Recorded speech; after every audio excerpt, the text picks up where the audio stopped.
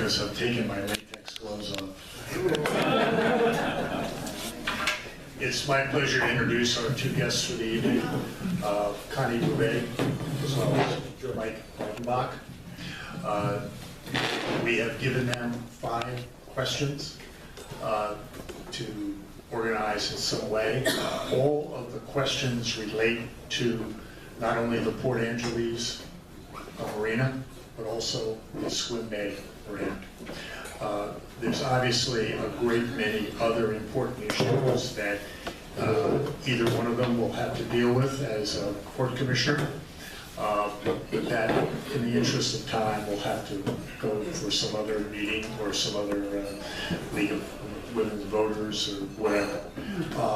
We're going to flip a coin, and the format is that the winner gets to go choose whether they want to go first or second.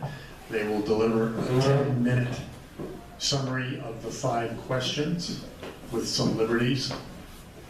Then there will be a 2-minute rebuttal, add-on, or amplify of each speaker, and then we'll open it up to questions. Members will have priority.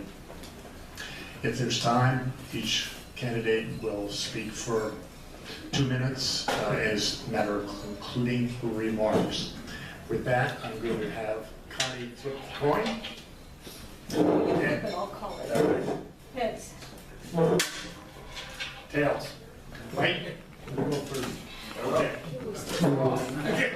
Hello, ladies.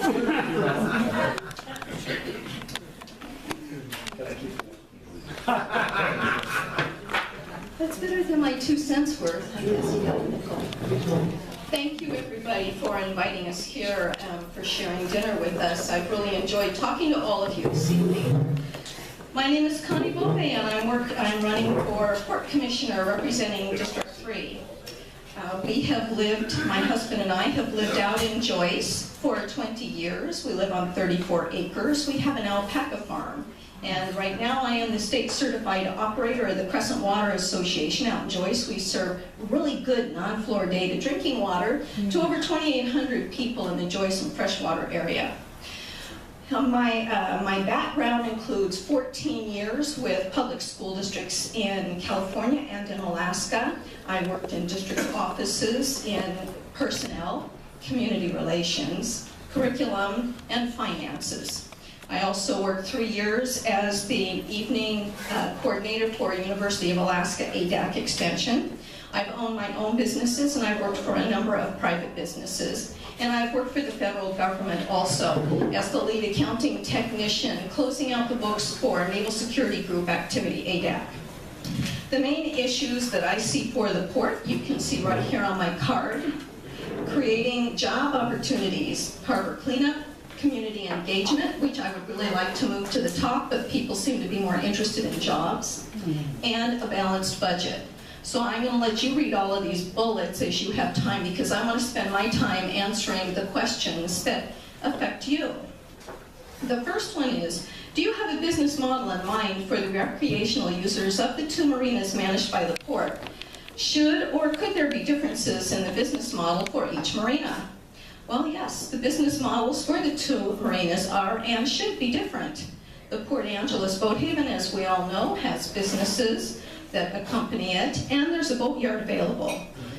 Vessel work for the John Wayne Marina users, we all know, must be accomplished either in Port Angeles, Port Townsend, or points farther. But I want to talk for just a couple minutes, for a moment, about enlarging the boatyard here at the Boat Haven. We all know that it needs to be doubled or tripled in size, at least during the spring, summer, and fall seasons, and that we only need about half of it in the winter. But new environmental regulations on small boatyards will make expansion on the waterward side of Marine Drive extremely difficult even for the port. But what we need to do, we the port, we need to work collaboratively with the city of Port Angeles to get the utility lines raised on Marine Drive to a minimum of 50 feet so that there can be a travel lift that moves across the street, because the environmental restrictions are much less on the upland side of Marine Drive. That being said, I hope that there are no trees that will need to be cut. So the John Wayne Marina has reached 83% of its depreciable life and will need major upgrades or replacements in the near future. That said, operating and maintenance costs would most assuredly be lowered by contracting out the operation of the marina or putting the marina up for sale to a nonprofit or a for-profit buyer. The next question posed to us was, how do you plan to adjust marina moorage rates for the local economic demographics of recreational users when setting moorage rates based on regional rates? Well, you may all know there are several methods that can be used to determine marina moorage rates. By CPI, that's the Consumer Price Index, by cost recovery or replacement, or by market-based rates. So I have reviewed the marina rate analysis prepared by BST Associates that's dated May 26, 2015, and it shows, as I would expect, that full cost recovery rates are higher than market rates.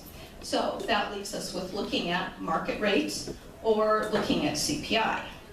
There are many issues that need to be considered in the rates, and I can tell by the response to the survey that was put out by BST Associates, and the port mailed it, that the boat haven tenants and the businessmen are either very angry or have just given up.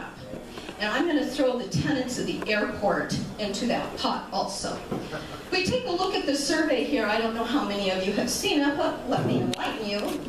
The marina tenants at the boat haven, there were 332 surveys that went out. 54 were returned, or 16%. The business people at the boat haven, 79 surveys went out, 8 were returned, for a 10% response. The airport hangar, 14 were sent out, 2 were returned.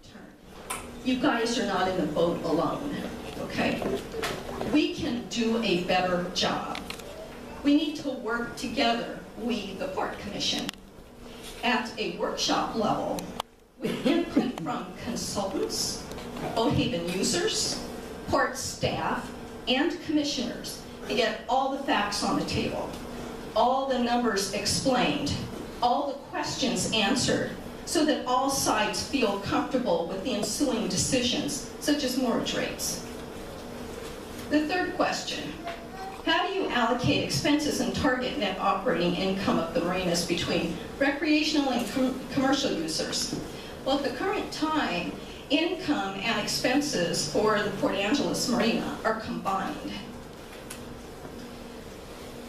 And I would think that that would benefit the recreational users. But I have carefully looked at the undated, I'm sorry to say, Boat Haven Advisory Committee Rates Subcommittee report. I've looked at it carefully. And when I'm looking at the expenses in here, I note the absence of allocated expenses. The quarterly reports that are presented to the Port Commission and to the public include revenue and direct expenses, not allocated expenses. The allocated expenses are done at the end of the year and are not published until after the port's records have gone through an audit. Hopefully the numbers for 2014 will be available very soon. Karen has assured me of that. Allocated expenses are expenses that are shared by all lines of business, such as port administration and the port's general liability insurance policy. Everyone, each one of the lines of business pays a share of that general liability insurance. The boat haven is included in that policy, as well as on at least one other insurance policy with specific marina coverage. That would be a direct cost. Here's a good question. What other uses of both marinas would you like to see encouraged? Seaplanes, fishing boats, hospitality providers. If the port is unable to secure an on-land air carrier, then one option to consider would be seaplanes or amphibious aircraft. Kenmore Air and Seattle Seaplanes are two Seattle area-based companies to contact. Another is Victorian Air Express in Victoria. A huge disadvantage, however, thinking of it commercially, would be the fact that once again, passengers would need to be shuttled to, in this case, a land-based airport, unless one of these companies, one or more of the companies, have float planes that are capable of landing on runways, hopefully at SeaTac. The FAA has recently changed the flight hours required for pilots and co-pilots of commercial aircraft. That has affected Seaport Airways operations, the small carrier that was preparing to bid for daily flight service from Portland, hear that, Portland to Port Angeles, and then 4 to 5 daily flights to SeaTac, and then they would end going back to their home base in Portland. On the recreational and the charter side, it would be great to see seaplanes in our harbor. They would be a great asset. Fishing boats. We can certainly do more advertising to encourage fishing boats to our boat basin, to serve as a home port or to work out of for the season, or even transient moorage. I realize the importance of the specialty fisheries in our area, such as sea cucumbers, sea urchins, and gooey duck, though much of the salmon catch is in Alaska. In spite of all the salmon restoration and restoring of the salmon in our area, they seem to like Alaska better, unfortunately. Hospitality providers. Well, I assume whoever wrote this down was inquiring about tourist vessels and not ladies in really short skirts. As you all know, there are several small charters that operate out of the PA Boat Haven. There are occasional charters that dock at the city pier, and the occasional larger cruise ship that docks at T1. I support and encourage the charter boat industry. While they may not bring a large number of family wage jobs to our areas, the tourists are hopefully visiting all of our shops, our restaurants, and staying for a while in our towns. The larger cruise ships, I would like to someday see tie up to another pier outside the industrial zone, the city pier, or possibly T2, where Blackball is. What role do you see for marina user advisory committees helping with the setting of policy and operations of the port? I understand the importance of advisory committees. I currently sit on 2 of them, the County Planning Commission and the Crescent Community Advisory Council. These are the people who understand the issues at hand and how they affect county residents and the users of services. I'm a down-in-the-weeds kind of person. That's because I'm short. I want to know the nuts and bolts of the issues, the history, the options, and the repercussions. For instance, it was not enough for me to receive the Shoreline Master Plan document from a consultant and group of government employees and a couple of residents. As a member of the Planning Commission, I sat on those consultant and committee meetings, so I had a much better understanding of the proposal when it came to us as a commission. That is what I will pledge to you. I want to be at your meetings, and I want to hear your input at your meeting level. I ask for your support and your vote. Let us take the effort to work together with more transparency and understanding on both sides. Thank you.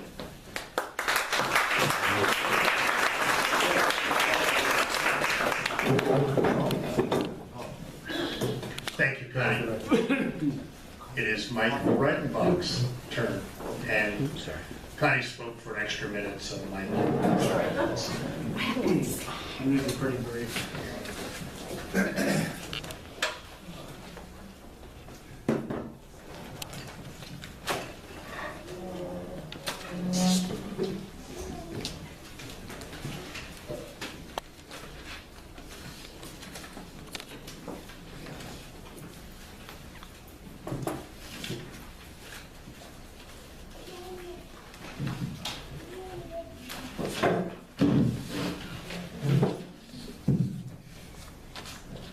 Good evening. My name is Mike Breidenbach. It's been a great dinner. I'm real happy to meet so many people here. Each of these forums I go to, volunteer effort in this county is just amazing and wonderful.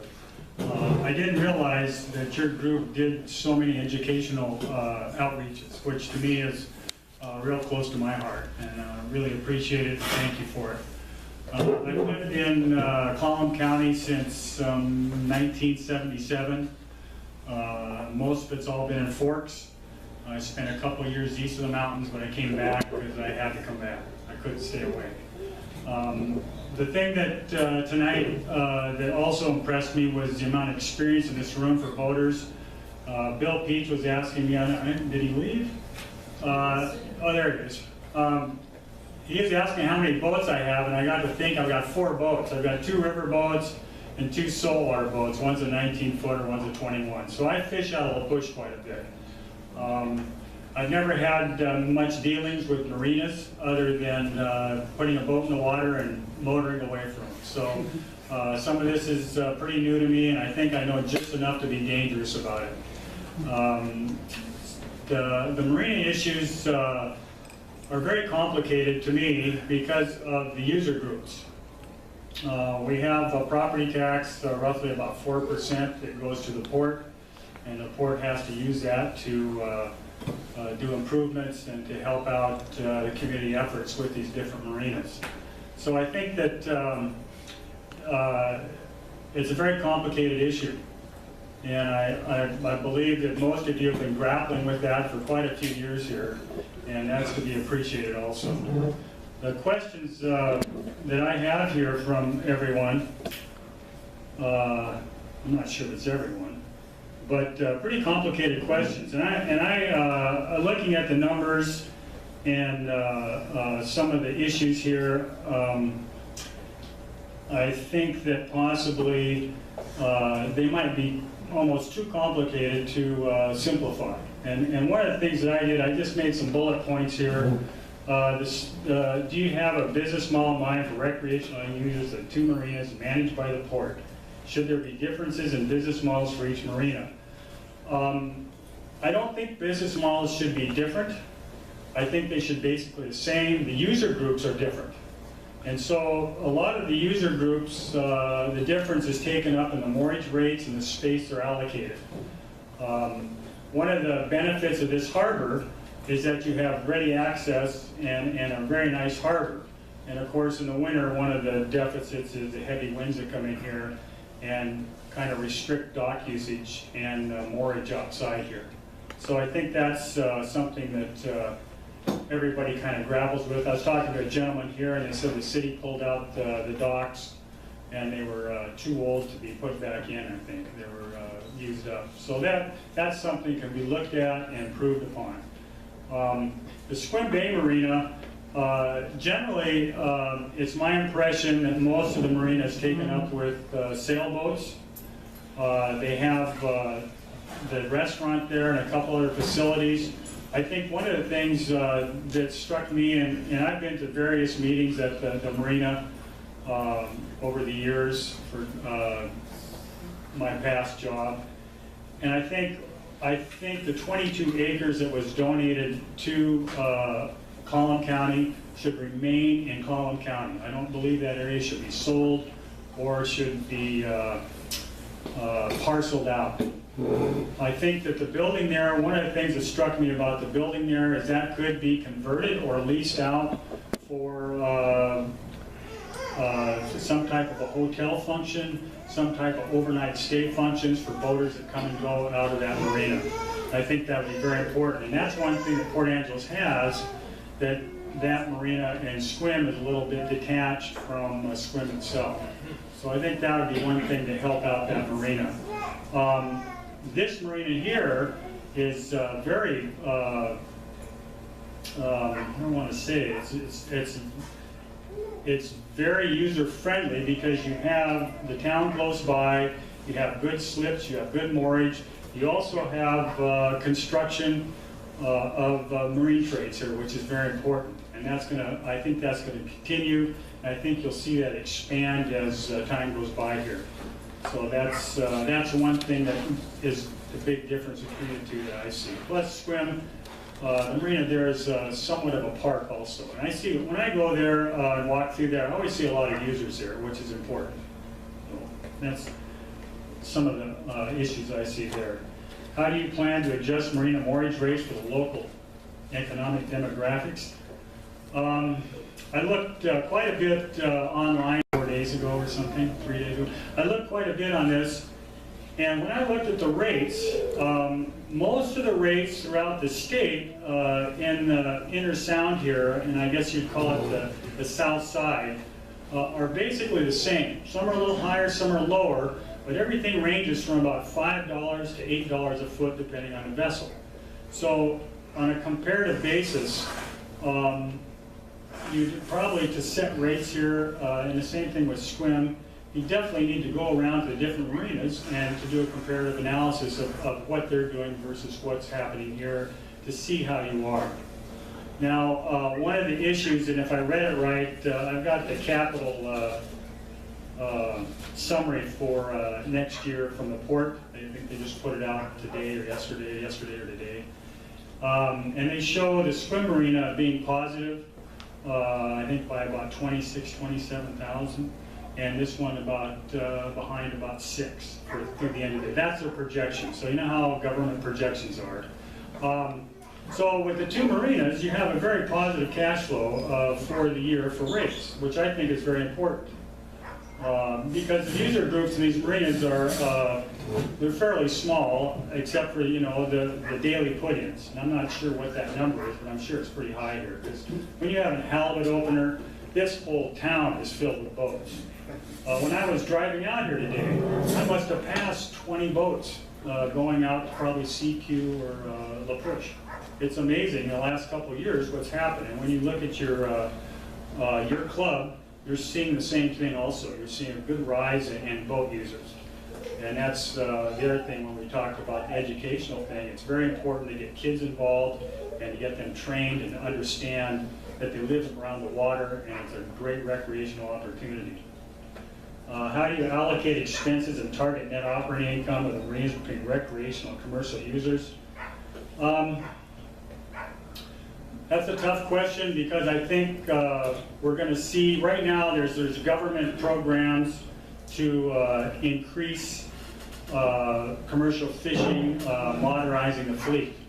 So the tax incentives right now, you see a lot of people putting a lot of money into their boats. And this is especially true up north when you get up into the bigger fisheries up there. You're seeing a lot of new equipment up there. I work sometimes up out of king salmon. In the last 2 or 3 years, I've seen an incredible amount of new equipment up there and modernization of a lot of the fishing fleet there. So I think you're going to see more demand here for commercial space. And whether it's here or not, I think the recreational space right now will probably overtake that because you're seeing a real large, I would say, gentrification of other port facilities throughout the state. And we're going to see more people want to come here. I know you've got some Seattle boats here, you've got some boats from Everett. So there's going to be more pressure here for space. And I don't think that the allocation thing is too out of line right now, because when I look at the rates, they're very competitive with other areas without going to each area and saying, okay, what exactly, do they have secure areas, do they not have secure stuff? That seems to me reasonable right now. What other use of the marina would you like to see encouraged? I've flown out of this dock here probably about a dozen times on float planes. The only time that I've been terrified is the wind coming and the waves. I've flown to Seattle, I've flown over to Vancouver Island, I've flown down to over to Everett. So the seaplane issue here is if people want to use a seaplane, it's already a viable proposition. The group here usually lands at a really nice dock there in Lake Union, and you have good access from there, and they have shuttles to take you different places if you want to go. So seaplanes, I'm not a real big fan of them. Alaska, I didn't like them too. I never liked seaplanes very well because they land on the water and things do sink on the water. Fishing boats, I think I went over that already. I think we'll see more pressure here for space, regardless of what it's for, and I think you'll see a lot more demand here in the next 4 or 5 years. Hospitality, It's always interesting to watch a cruise ship come in and everybody flood out of here to run around the town with their bags and everything and their little suits. I think one of the issues with hospitality is recreational access to the rest of our area. You know, a lot of times they go up to Hurricane Ridge. Sometimes they'll take them out to Lake Crescent to the lodge. But 1 minute. Really? Really? I think that's important. We need to get another lake here for some type of attraction. We're seeing more BMX trails for bikes. A lot of Canadians over there would love to come over here and use bikes. You know, bike trails, mountain bike trails. There's been some talk about zip lines and tramways, and I think those are things that would attract a hospitality boat to the cruise ships much more than what we're seeing right now. And the other issue, of course, is those ships take a big dock. You've got to have a pretty good draft, and they tie up the main dock here, which is not always favorable for the repair area. But they're going to put in some more dock space here, so that should help. What do you really advise it? Well, you guys, it's up to you what happens here. The port commissioners simply are here to listen to you and to take direction from the people that use this.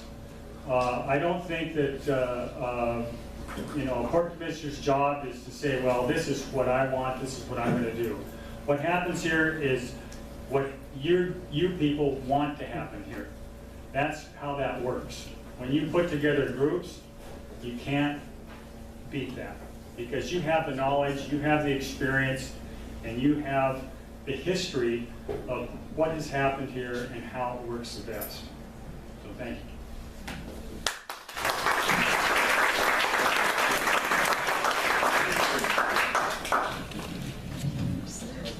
Thank you, Mike. There now will be a 2-minute additions, subtractions, rebuttals, and whatever. Connie will start. Thank you, George. If only it were that easy. The port oversees, the port is responsible for the public interest out here. That's all the land out here. The yacht club is out here. You own the building, you lease the land.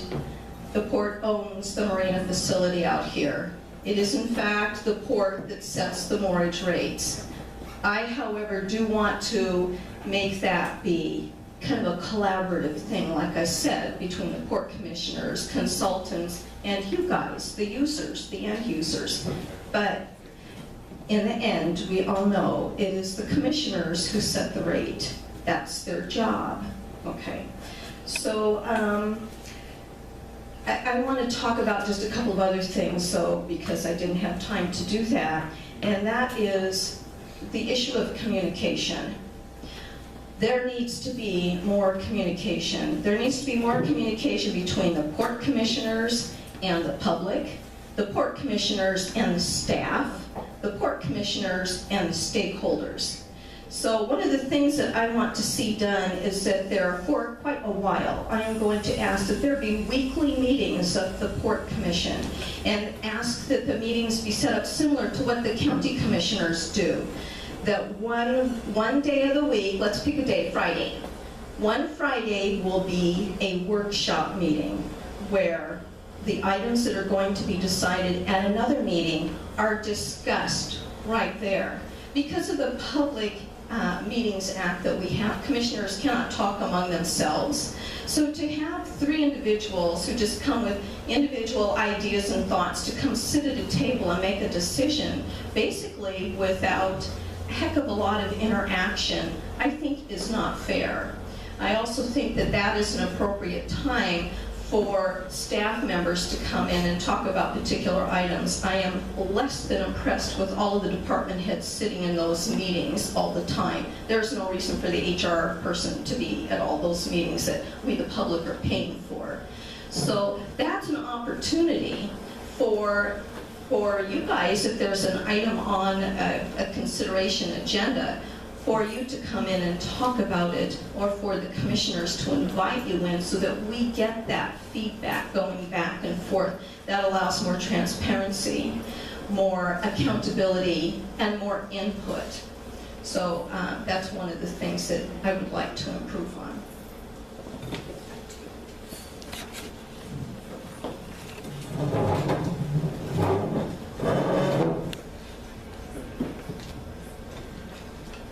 I forgot to add, I've got the winning ticket here, so don't worry about your ticket.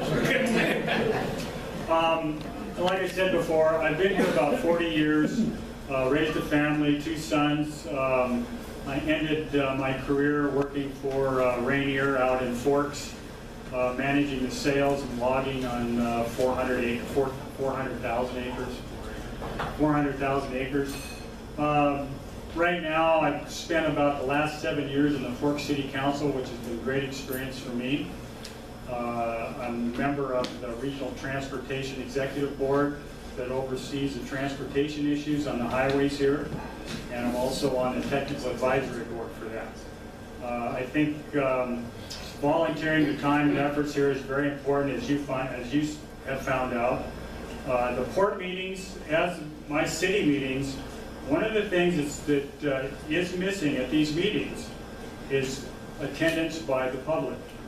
When I see people come to these meetings with an issue and a desire to do something, and they come in force, usually something happens. It might not be the perfect thing, but something happens. Your involvement at these meetings is critical. Just having nobody show up or 1 or 2 people show up to take a video of what's going on is not enough. You need to go to those meetings. Some meetings that we've set up in Forks is we'll rotate people to different meetings. So maybe 3 people, 4 people go to a meeting, and if there's an issue, they'll all talk about it to the commissioners or the council members, and they'll keep pressing on that and pressing on it until something is done. And that generally is what happens. You do get results that way. So it's very important to do that.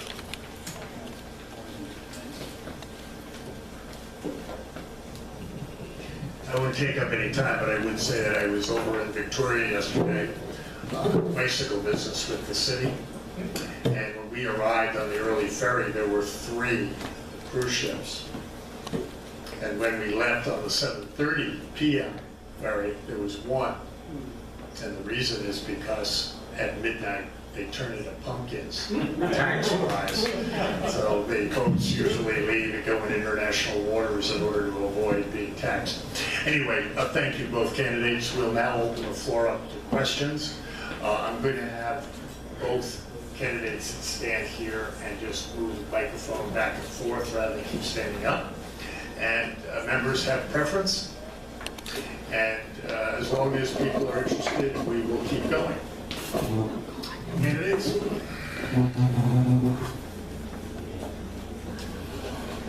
So the questions will be directed to both.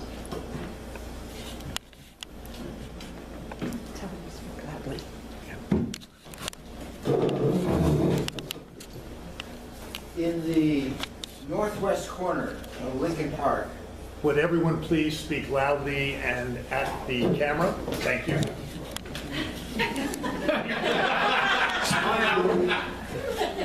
In the northwest corner of Lincoln Park, you could leave trees as tall as you like. Is it okay to mow the rest of the trees so that we can continue using the entire runway at the airport? Without being understudied. So the Lincoln Park issue has been quite the lightning rod issue here in town for quite a while, and it has kind of surprised me because while the park with the trees is a beautiful place, there's a lot of ownership by people that use that park, which is very valuable. When you take ownership of a project like you have with your club, there's nothing better than that. I think walking through that area with the trees there, I believe that not all the trees have to go. Some can stay just because of the species that are there and the height that they achieve. I also think that some of the trees that need to be taken are probably not a big issue. I would like to see more community involvement in education with the schools if they do remove the trees. I'd like to see the kids at the school take some ownership there, plant some trees, take care of the property, and become involved in that at a younger age. So when they get older, I mean, a lot of those trees there are probably, I'm just guessing, looking at the trees and the heights and everything, anywhere from probably 80 to maybe 120 at the very top, but they're not even that old. Okay. They were planted in They're not- 1947. 47, so that's an incredible site for that type of forester. So I think that basically you could go in there and take some of the trees and plant new ones and have a good educational opportunity for the kids. And probably if it's that old, you could do the same thing in 50 years. Trees. Well, I was out doorbelling during the primary. I doorbelled over by Lincoln Park, and I knocked on the door, and I said, I'm running for court commissioner, and she said, you're not going to cut any more trees, are you? And I want to say, would you just turn 90 degrees? There's about 10 million of them up there, but she's very attached to these trees. Forget the fact that they are not old growth. Forget the fact that they were planted. Forget the fact that a lot of them are dying. So I said to her, at the very least, there were, the last printed map that was done, there were 11 obstructions that were taking away the 3% glide path that we need to maintain, which is 1,000 feet of the runway. So right now there are 8 obstructions. One of them is a light standard on a hanger. That one's fairly easy to take care of. But I told her, at the very least, we need to continue surgically removing the trees so that we can maintain use of the runway. And I said, my heart would just break if there was an airplane that came in on an emergency flight, had an engine that was out, the weather was bad, they're coming in for a landing, and they hit the trees and everybody on the plane died. And she said, oh, I didn't think of it that way. Well, think about it. Think about it. It distresses me that already $800,000 has been spent to study the problem. That's enough. That is enough. Because the city of Port Angeles does not have the balls and the ovaries to get those trees taken care of. The Port Commission has just approved spending $650,000 to amend the FAA plan, the master plan for the airport, so we can get the FAA involved to get those trees taken out that need to be taken out so we can get our runway back. In the meantime, we're asking the city of Port Angeles, please work with us, work with the port. We need an easement there. We need an easement so we can get the right-of-way back. Help us get those trees out. If I had been in charge in the very beginning, I would have common sense, and I don't know how many years of common sense I have, but I would have done a contest in the community to all of the local landscapers and said, come up with a pretty plan. You know, a Japanese garden, whatever sounds good, we'll let the people vote on it. So then we get everybody involved. We get advertising for the landscapers. We get rid of the trees. We get the airport back, and we've got a park that everybody loves. Next question.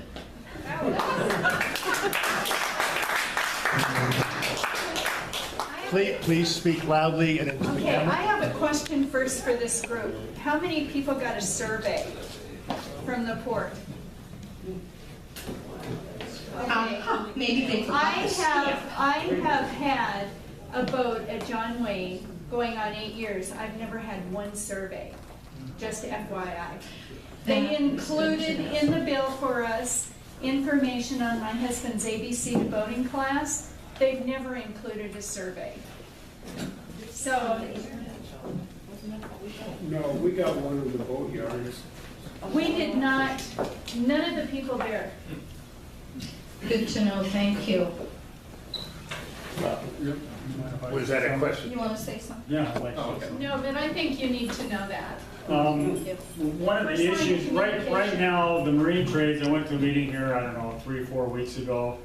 And of course, and I'm not a real big fan of consultants, but the port has hired a consultant to study, more stuff.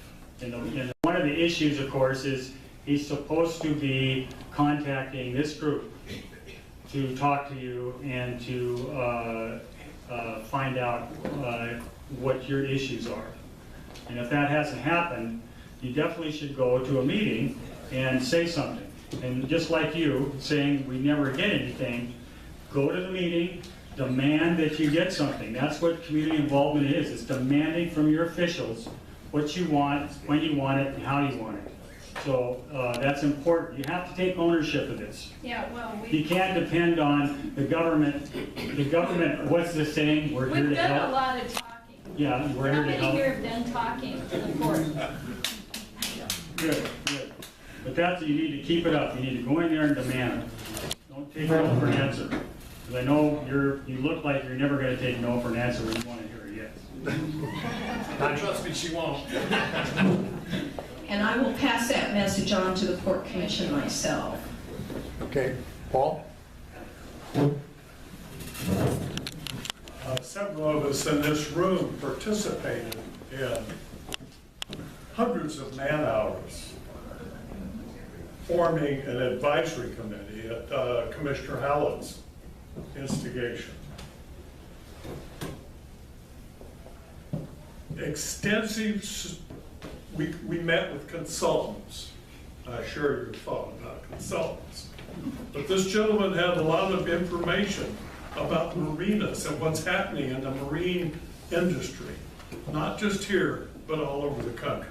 It's changing, folks. We listened to what he had to say.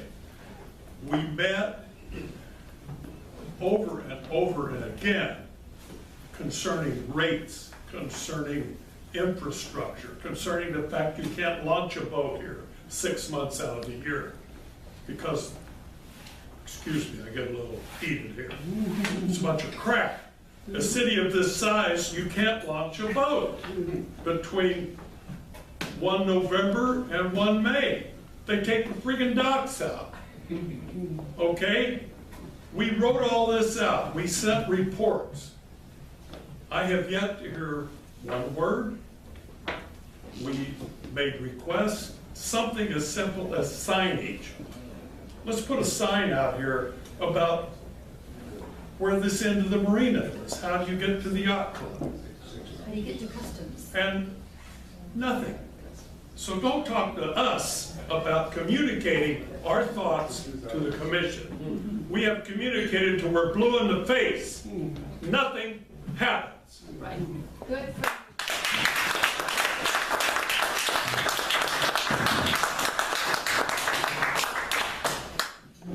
I hear you loud and clear. Thank you. Port commissioners should not wear a pretty hat up here. It should take hard work. They get paid $254 a month. It is a community service. But I am doing this to get something done. The port commissioners represent the people. You are the people as well as customers. One of the things that this port is extremely deficit in is customer service. Right. That's one thing that will change. And it's going to take a change at the 2 top levels. That's on the Board of Commissioners, and that's with the Executive Director. There is no incentive for anybody down below to work any harder because they're not being asked to. That has to change.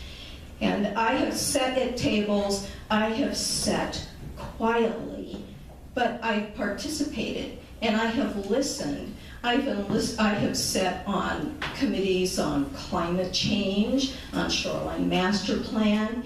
It takes a community to get something done. In the end, yes, somebody has to make a decision, but it should be a collaborative is the new word, a collaboration of everybody to get to that point. I'm here to make a change.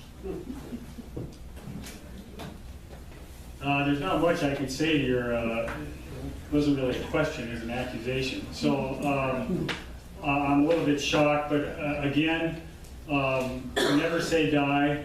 You have to keep it up. It's not something that I get frustrated as a councilman trying to change things. Everybody in government that's trying to change something gets frustrated, but the community has to keep it up. You can't give up. You have to keep it up. If you get a new commissioner in there, that's one more vote that wasn't there before. And so I'm just shocked that you can't get something as simple as a sign from these people where it would probably take them, 10 minutes in the shop to make a sign for you. It's just unbelievable. I just can't believe it. And of course, what you're saying is true. Go ahead. May I just ask you, were you aware of the fact that there was or has been formed this advisory committee and the work that they have done and the reports that were you aware of that? I'm aware of the advisory committee. I have not read the reports. Okay. But or the actions that they sought? Yes, I'm aware of generally that committee and some of the issues that they've grappled with, but I haven't read all the reports. Okay? Thank you. So, I understand your concerns.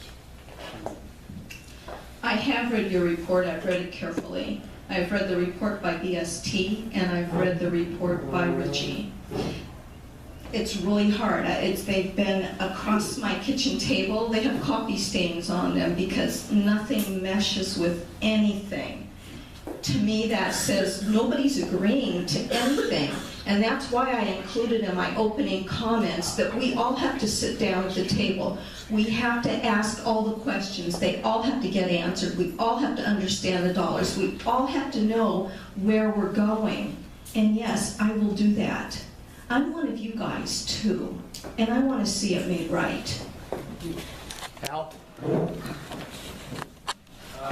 As a member of Port Angeles Yacht Club, which has been in effect, I believe, since 1937, we believe that this is an asset to the community. And we are pleased and privileged to be in this piece of property here right now. I would recommend to you to push for an enhanced marina, double the size of the boat haven. There's no reason why Port Townsend has to hog a lot of the boat repair that comes in here. We're the first marina coming in off of the Pacific. We get a lot of transient moorage in here, and I think you should pay attention to that.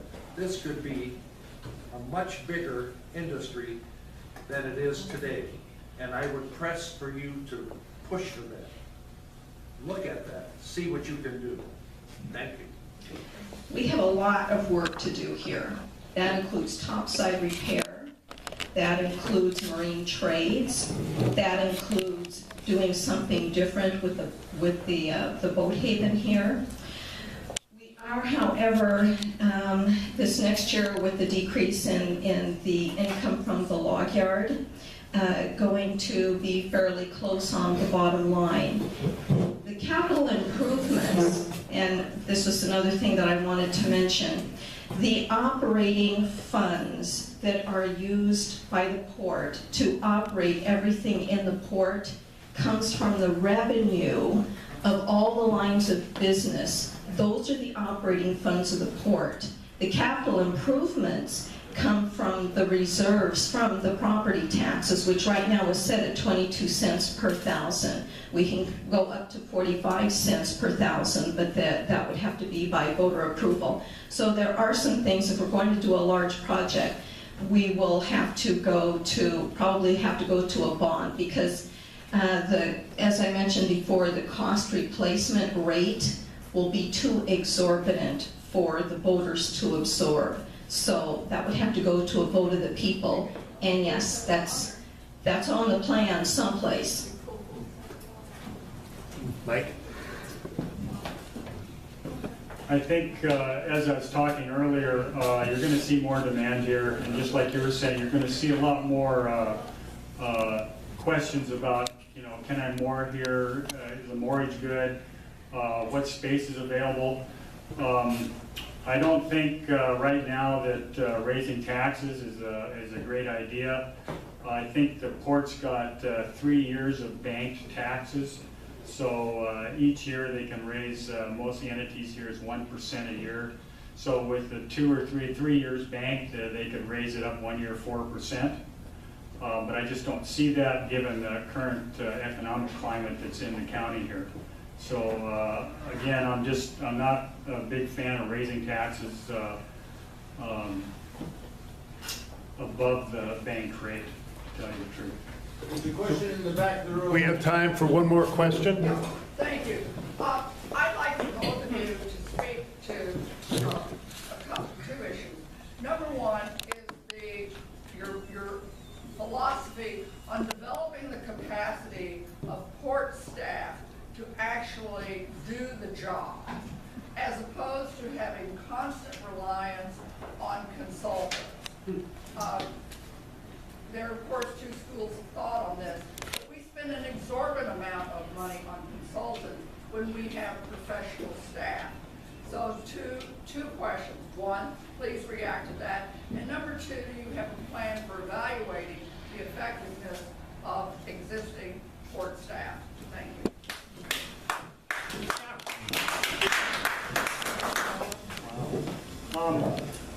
I think one of the issues with consultants is somewhat on a grant basis.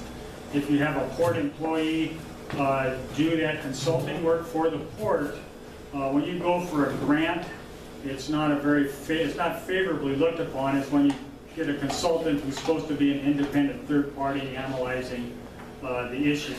So I think that the port already, not probably as much as it should, has a consultants interview all the employees to get a bigger picture. But a lot of these consultants, just like this marine trade consultant, have such a broad grasp of all the other ports on the West Coast because they've worked there. I think they bring in sometimes, not always, a lot of value here. And I know it's real hard because, like I said before, I'm not a big consultant fan, but some consultants do bring in a lot of value. The second question,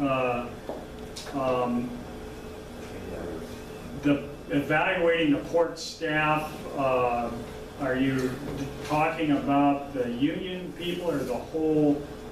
I am talking about the fact that it does not appear to me, and I'm also, like Paul, like Bill, like several other people in this room, who have spent hours on a community committee attempting to bring some relevance to some of the decisions that we made at the port. So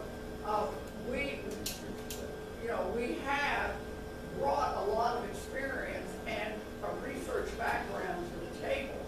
But the question I have is building capacity within existing staff to make decisions and to take leadership versus the reliance on consultants. Okay. I'm not generally in favor of hiring more people to do something that you can have somebody come in and do on a temporary basis.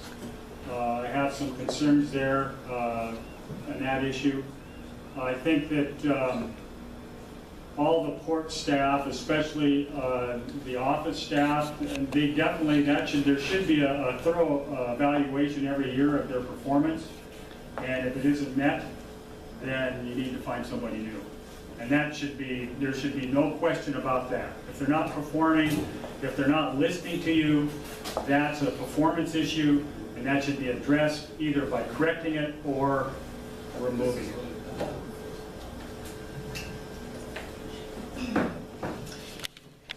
The port just adopted a new 5-year strategic plan vision. It is rather aggressive, and I'm really excited about working on it. But in order to have that vision come true, we need to look at the job descriptions at the port and make sure that what we're requiring in those job descriptions fit our vision. So we need to do that. We need to do that evaluation. We need to redo the job descriptions. And then we need to make sure that the people are qualified for the position that may require applying for your job. I know for a fact that no evaluations have been done for several years. That is wrong. That's very wrong. There needs to be evaluations. It needs to start at the top. I plan to make some changes. That's a plan for evaluating. Regarding consultants, there is too much use of consultants, especially on the small projects. There's no reason why port staff could not have done the report that BST Associates did that's dated May 26, 2015. No reason. They could have even have worked with you, because I'm sure that there are people who would have volunteered to have gotten that information too. Again, it's working together. Your committee, I've talked to a couple of people here. Don't let that committee die. You had 3 different subcommittees going. You had one for marketing. Marketing is huge. That's the one that's next to, or actually is part of, communicating. Because what does marketing do? We need to get some brochures out. We need to advertise our boat haven here. We can't get more income if we don't do a heck of a lot of marketing. It would certainly pay for itself. And we have a person, there's a couple of people here in this community who can do that very thing. And I've been asking around. I know that it can be done. So you've had a subcommittee for marketing, you've had a subcommittee for mortgage rates, and you've had a committee for facilities. Don't let that die. You need to meet at least monthly, even if it's a main group. And then if you find you need a subcommittee on an issue, do that. I know where the boundary line is for District 3. It is at Cherry Street, just east of the truck route. I'm happy that it's in District 3. That means I can come sit with you, because I would be the port commissioner representing District 3.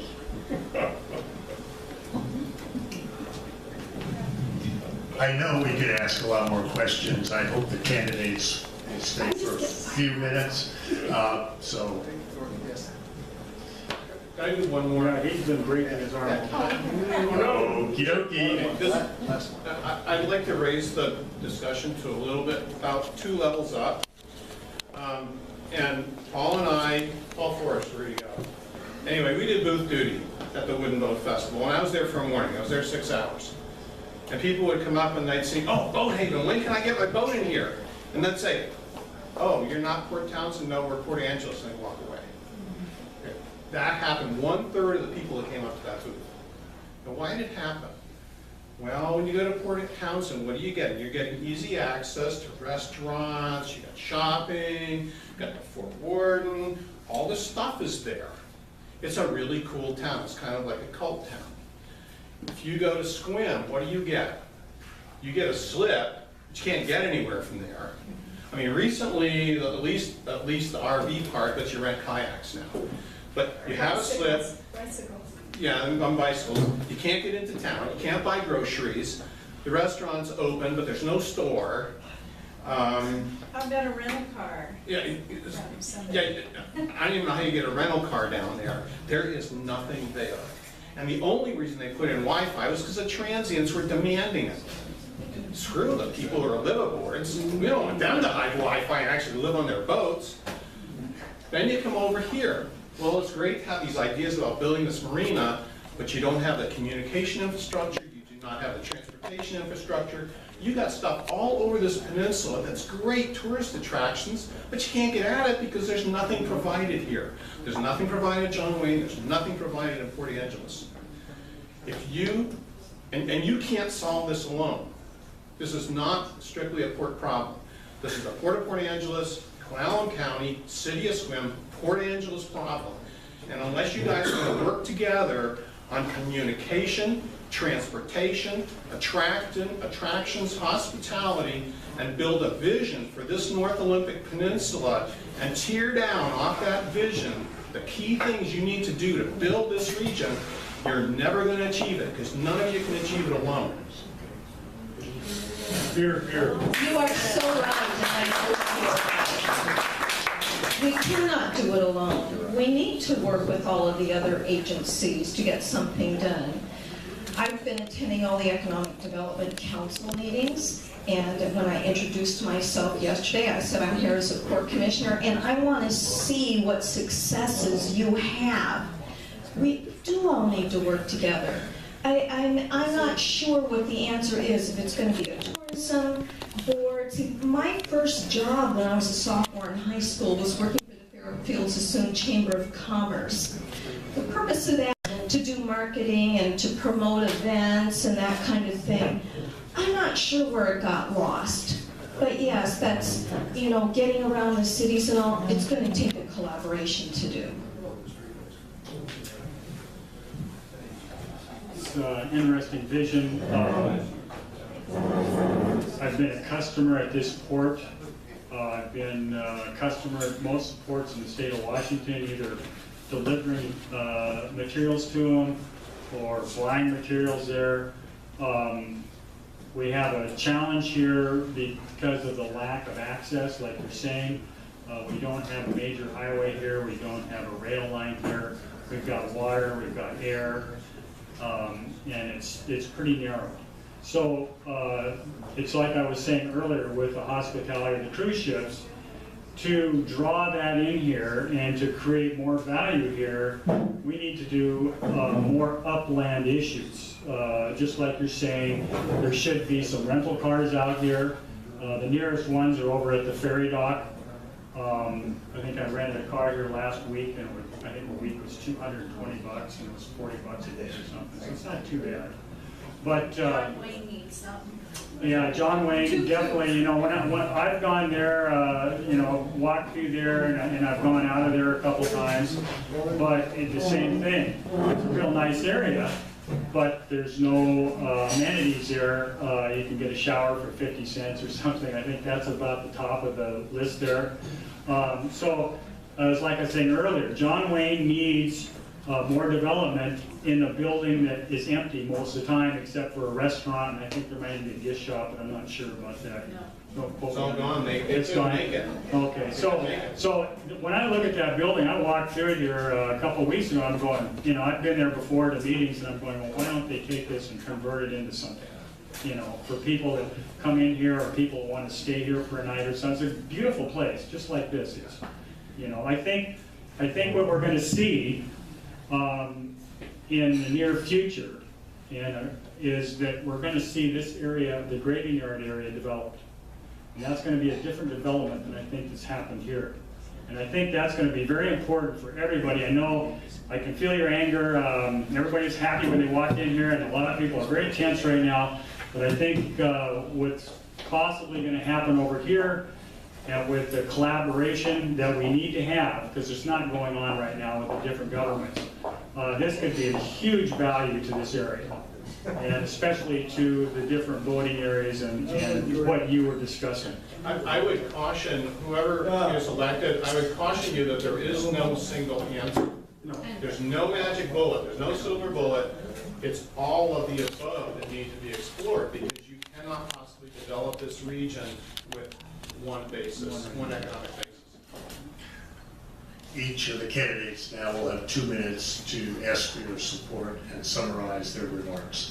Connie, you lost. You have the decision to go first or second. Oh, okay. So second then. Okay, one of the things, is this like about a half hour? Yes. 2 minutes. One of the things. Hope it's over. Time's up.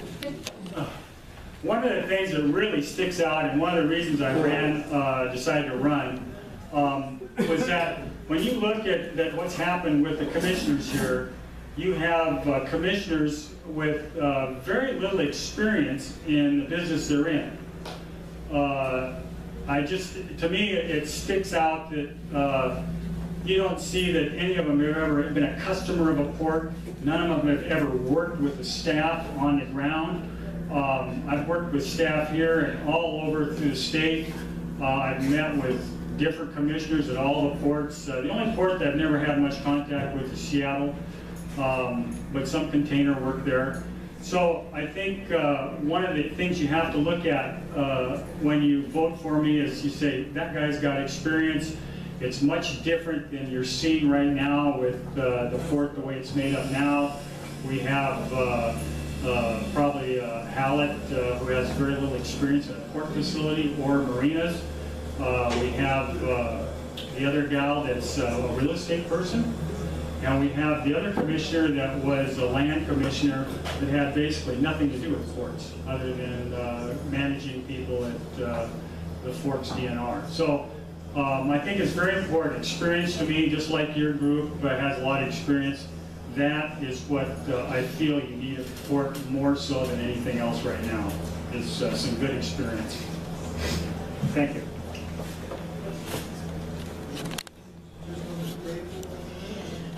I currently sit as vice chair on the Clallam County Planning Commission. I am an elected 2015 Charter Review Commissioner. I sit on the Government Affairs Committee of the Port Angeles Business Association, and I sit on the Crescent Community Advisory Council. Oh, and I'm a 5-year Coast Guard auxiliarist out of Adak, Alaska. My largest halibut is 234 pounds gutted. I have overhanded crab pots made out of rebar and netting at 72 fathom. And I have beer battered hundreds of pounds of halibut to provide scholarships for high school graduates from the Adak boat haven. I've been around marinas. I've worked for marinas. So I've been, I learned how to water ski when I was 7. I have been on boats all my life. And I wonder how many people here in this room know that the mural of the Kalakala, the red buoy, is on the wrong side of the ferry. Somebody doesn't know Red Right Returning. I am running for Port Commissioner because I see an opportunity to use my background, my experience, and my determination to make our port and our county prosperous. I held a strong first place after the primary. With 3 people running against me, I won 33% of the vote in over half of the precincts. I am the only candidate who has regularly attended port meetings since April. I've attended meetings, workshops, and public forums, and I have provided input on the new 5-year strategic plan, and I am eager to get to work on those goals. I want to see commissioners more proactively involved in port decisions rather than delegating authority on major decisions, thereby increasing transparency and accountability. We need to solve the Lincoln Park tree issue, and we need to foster better communication with stakeholders. I want to make sure that our public lands under the purview of the port are managed wisely, and I want to make sure that the port does everything possible to create family wage jobs. Your support and your vote is very important to me. Let's move our port and our county into a new prosperous era by voting Connie for Port Commissioner, District 3. Thank you.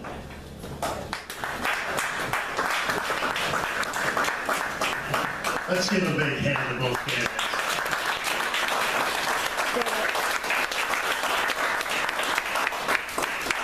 I think they understand the level and degree of interest that we have in their positions.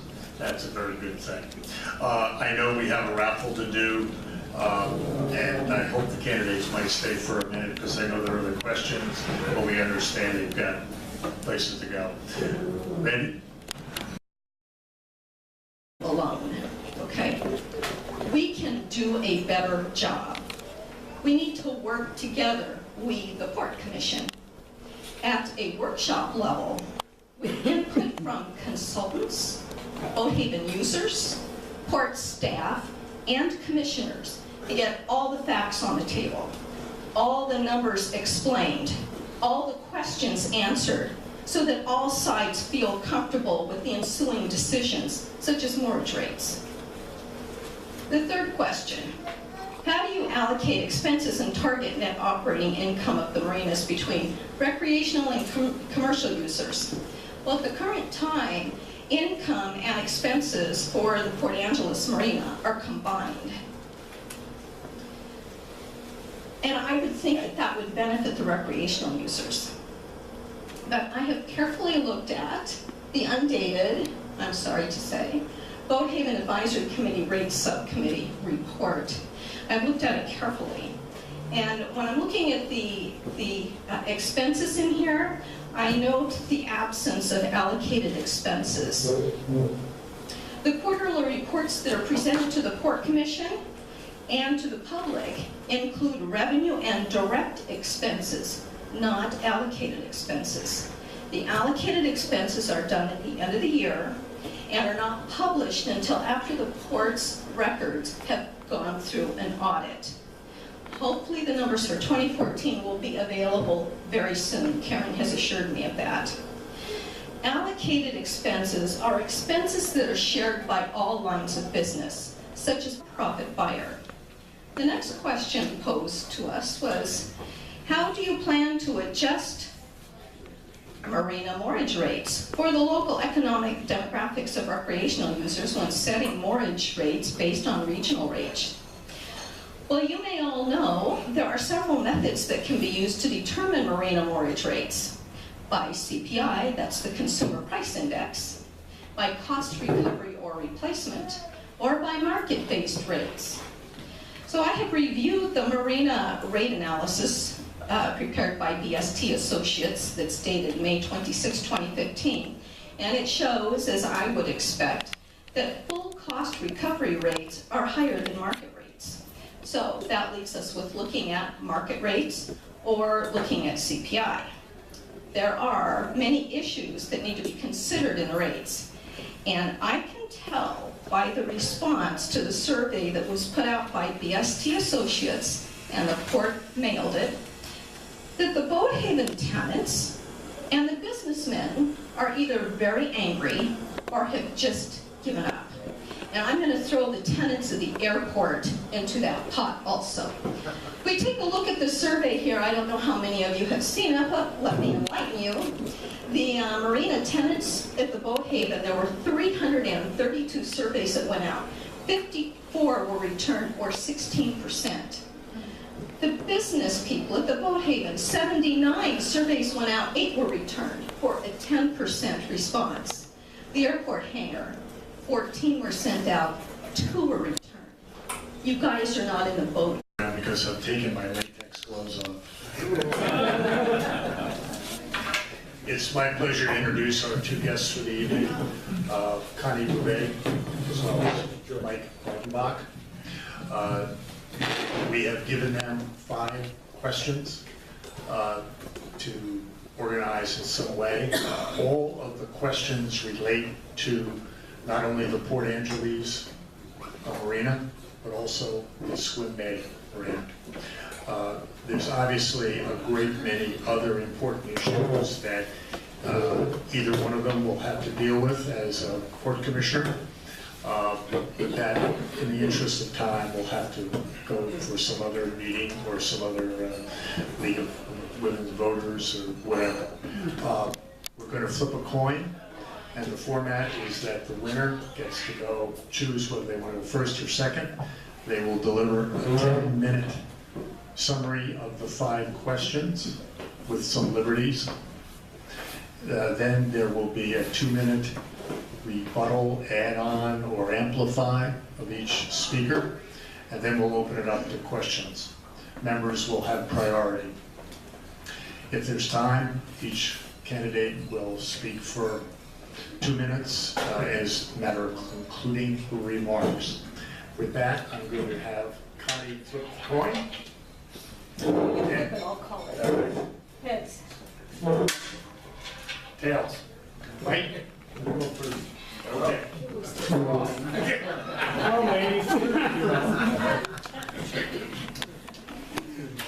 Two marinas managed by the port. Should or could there be differences in the business model for each marina? Well, yes, the business models for the 2 marinas are and should be different. The Port Angeles Boat Haven, as we all know, has businesses that accompany it, and there's a boatyard available. Vessel work for the John Wayne Marina users, we all know, must be accomplished either in Port Angeles, Port Townsend, or points farther. But I want to talk for just a couple minutes, for a moment, about enlarging the boatyard here at the Boat Haven. We all know that it needs to be doubled or tripled in size, at least during the spring, summer, and fall seasons, and that we only need about half of it in the winter. But new environmental regulations on small boatyards will make expansion on the waterward side of Marine Drive extremely difficult even for the port. But what we need to do, we the port, we need to work collaboratively with the city of Port Angeles to get the utility lines raised on Marine Drive to a minimum of 50 feet so that there can be a travel lift that moves across the street, because the environmental restrictions are much less on the upland side of Marine Drive. That being said, I hope that there are no trees that will need to be cut. So the John Wayne Marina has reached 83% of its depreciable life and will need major upgrades or replacements in the near future. That said, operating and maintenance costs would most assuredly be lowered by contracting out the operation of the marina or putting the marina up for sale to a nonprofit or a That's better than my 2 cents worth, I guess. Thank you, everybody, for inviting us here, for sharing dinner with us. I've really enjoyed talking to all of you this evening. My name is Connie Beauvais, and I'm running for Port Commissioner representing District 3. My husband and I have lived out in Joyce for 20 years. We live on 34 acres. We have an alpaca farm.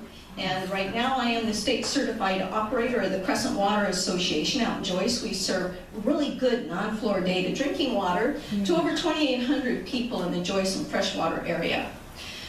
My background includes 14 years with public school districts in California and in Alaska. I worked in district offices in personnel, community relations, curriculum, and finances. I also worked 3 years as the evening coordinator for University of Alaska ADAC Extension.